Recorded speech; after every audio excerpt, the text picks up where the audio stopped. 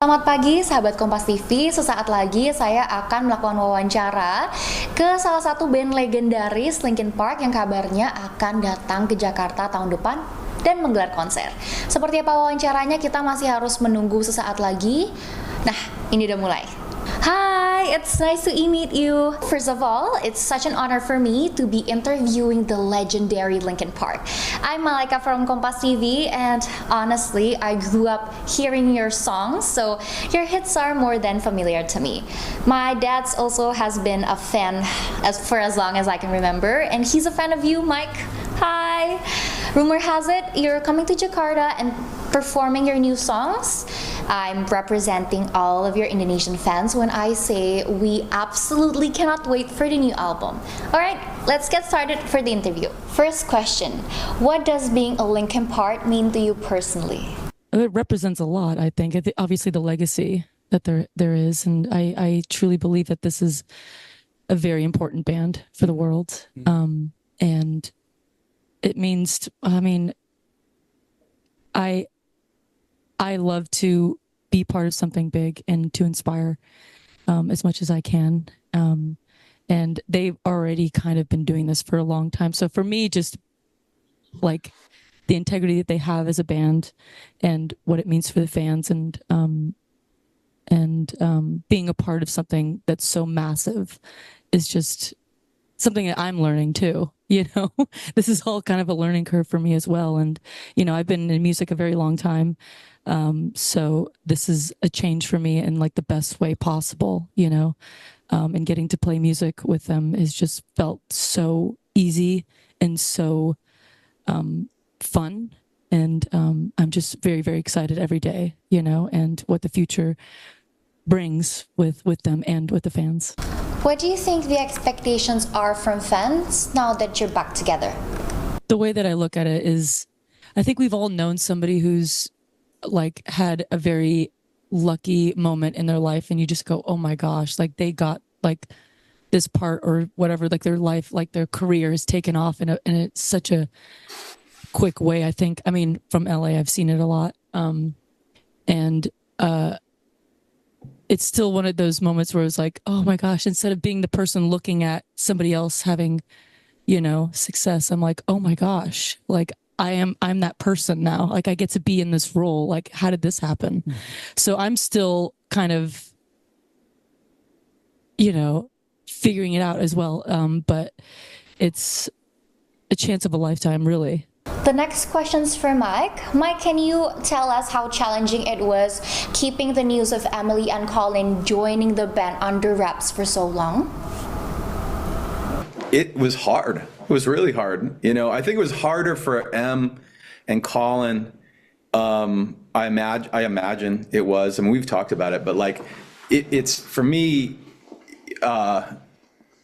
it was just not mentioning, especially Emily's name or anything like that. We had to, there's certain things that we had to like keep very quiet.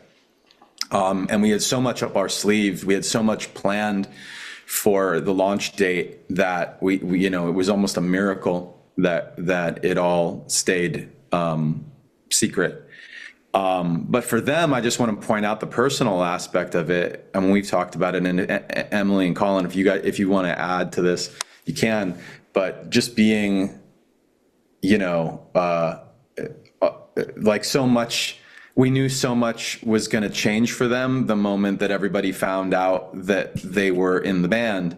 And, the shows are going to be happening with them, and the album was written and performed with them. And, it's different for each of them. And we talked, I feel like we tried to be a good support group of friends.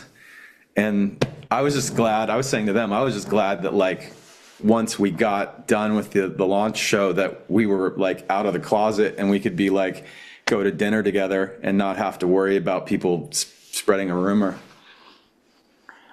Now this question's for Joe. Joe, during the planning stages of the comeback, what thoughts or feelings were you grappling with? A lot of things. I don't know where to start. I think our main focus was just making great music and enjoying it. we did a lot of experimenting, just writing a lot of different types of music. It wasn't even necessarily like Linkin Park stuff, but I think when the combination became complete with Colin and Emily, things just started fitting, and we're able to draw back into some old things and some new things, and the main thing is to revisit the dynamics that we know we can achieve, but in different ways. So that was exciting to explore all of that in a different but really new, fresh kind of way. You'll know what I'm talking about on November 15th when the album From Zero comes out everywhere. Yeah. But also like along that way, when things started becoming more clear to, oh, we have to finish this at some point, and this is a record, and it's starting to sound like an album. Just thinking about the presentation, also talking about artwork and how our intention, emotions, our creativity, like how do we translate that into pictures? And we worked with Frank Maddox at Warner back in LA, and we've worked with him ever since Hybrid Theory, and it just became like another. When it comes to the art, he's like another band member, and we had a lot of fun doing that. So it's just been really enjoyable to work with everyone. We challenge each other, we welcome the challenges, and I think through all that, everything gets elevated in a very natural way. And now we're here on the road and thinking about the next steps of what we're doing, tours coming up, more videos, more artwork, and it's all what we love to do. Mike and I met at art school, and so I remember back then, before the band was even a thing, we just talk about art and music all the time, and it's great that we're parents now, being able to still do that. So we feel very lucky. Now, can you guide us through the upcoming album From Zero? What themes or songs can fans expect? I would say I would love to hear Mike's answer.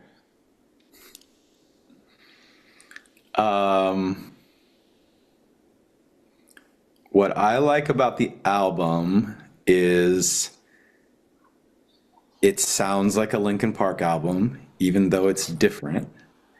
It sounds, and it doesn't sound like one era of Linkin Park. It just sounds like Linkin Park in general to me. And there's elements of it that are some of my favorite things that the band does that maybe we haven't done in a while. It's a very energetic album. It's a very, like, there's a lot of energy. There's a lot of, there's some really,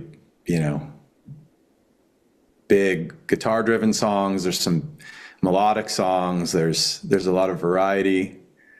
And I think the first two songs, Emptiness Machine and Heavy as a Crown, give you two really nice examples of some of the variety on the album, but there's more than even that. So you'll see over time. Last questions for all of you. Which new tracks from the upcoming album are you most eager to perform live? I think Two-Faced is really fun live. And the really cool one. The really cool, there's Casualty. God, all of them. God damn it. Casualty, and then Overflow. Those three, I think, were the ones that we've all kind of been talking about.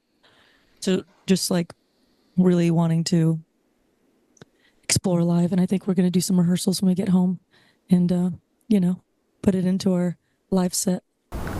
The next question's rather interesting. If you could travel back to the day Harbor Theory was released in the 2000s, what would you do? I would give everyone a big hug. I would have told us not to worry about making the drive to the next city in our tour RV, that when we get there, don't worry, the Tower Records that has our CD is actually going to open their doors just for us to buy it the night of, because we were panicked as we were driving that it wasn't going to happen, that it was going to come out and the doors are going to be closed and we were going to be able to buy our CD. Now, fans are eager to know, are there any plans for touring in other Asian countries soon? For example, Jakarta?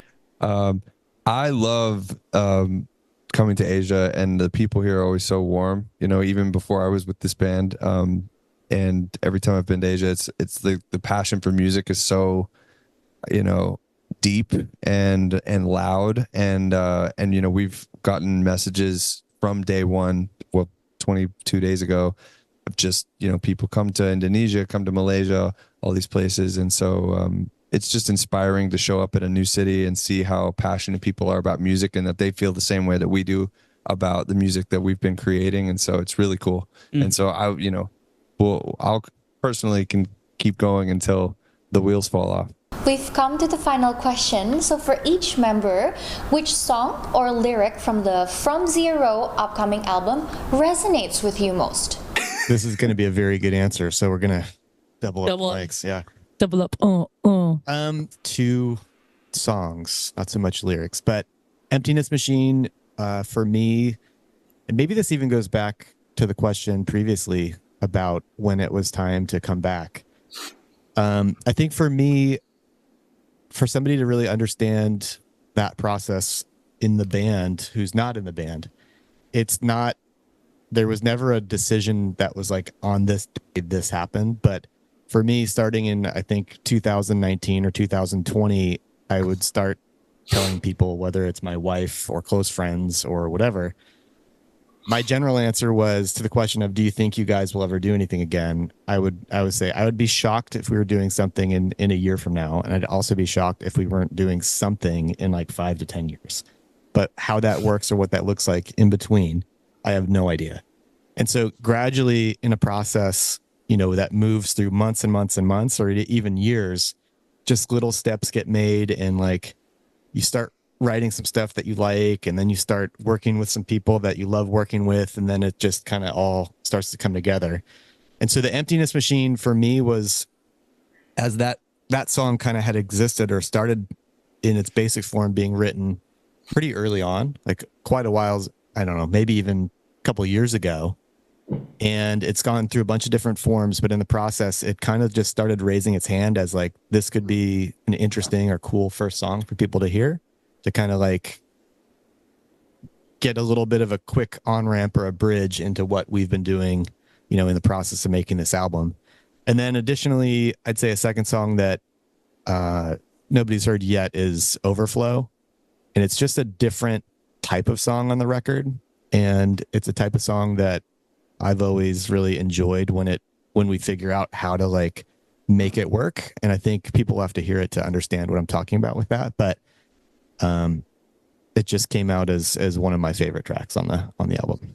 Thank you so much for the interview, but sadly time's up, and I really can't wait. I'm sure the Indonesian fans are just as excited, if not more thrilled than I am.